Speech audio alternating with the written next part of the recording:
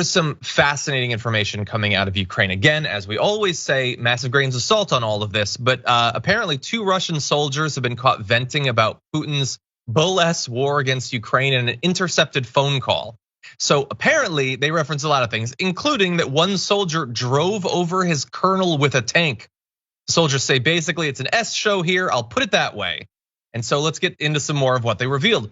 Having waited for the right moment during battle, this one soldier ran over the commander with a tank as he stood next to him, injuring both of his legs. Now, the Daily Beast says that they were not able to independently confirm the version of events in that conversation, but a Putin lackey did confirm that one of these officers was injured around that time. So it is possible that that is how. Again, grains of salt. But there's more than just running over one of your commanding officers with a tank. After telling his friend that Ukrainian forces tore apart a column of Russian forces sent along with his own unit, he described complete disarray among the Russian military, with 50% of the unit suffering from frostbite on their feet. Quote, but they don't plan to treat them in the field hospital.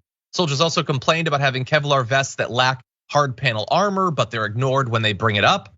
On the 4th day of their deployment, the general commanding their unit told them it'd be over quickly. Quote, do you know what he told us? It's no secret to anyone that there are only a few hours until the special operation is over.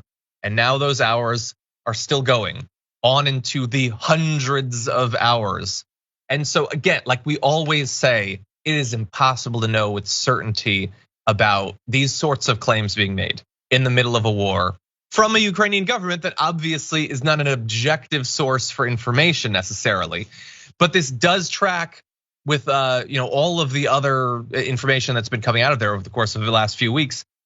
It is easy to imagine that soldiers are having these sorts of conversations, Brett.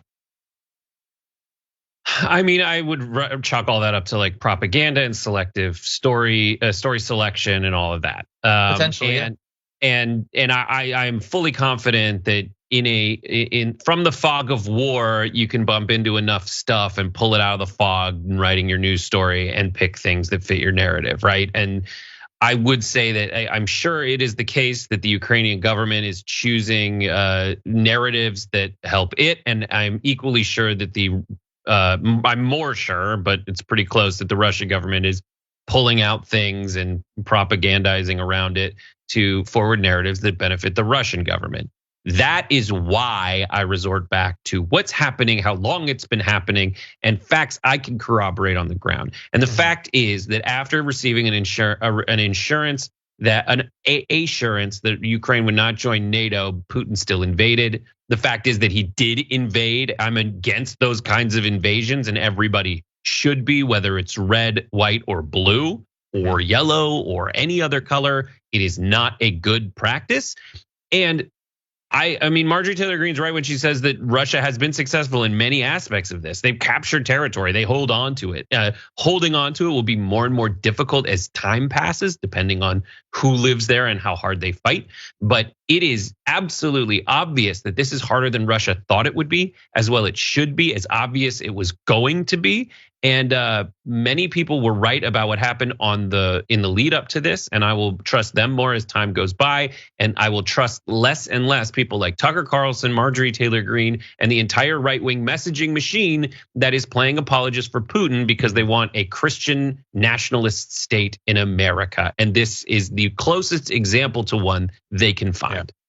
Yeah. The only thing I would say is I would admit that in the lead up to this, I didn't expect that Russia would have this sort of difficulty. I mean, we've heard a lot about the Russian military that would lead it to believe that this is well within its abilities. That is why some of these developments have been so shocking to me and to a lot of people. I'm not an expert on the region or the Russian military, but I was surprised. And by the way, we've been giving updates over the past few weeks about one particular area of difficulty, which is the deaths of the leaders of this effort.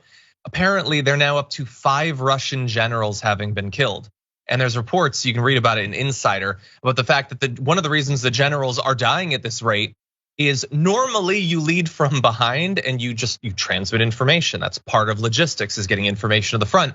But they're having so much difficulty with that they have to be at the front. Not just in getting the information there, but getting the conscripts to actually do what they want. They're facing a lot of difficulty with that, as one would expect. these are in a lot of cases conscripted forces. Despite Russia saying that they would not use them outside of their own territory, they are, and that's causing a lot of trouble. And that in turn is leading to about a general a week being killed.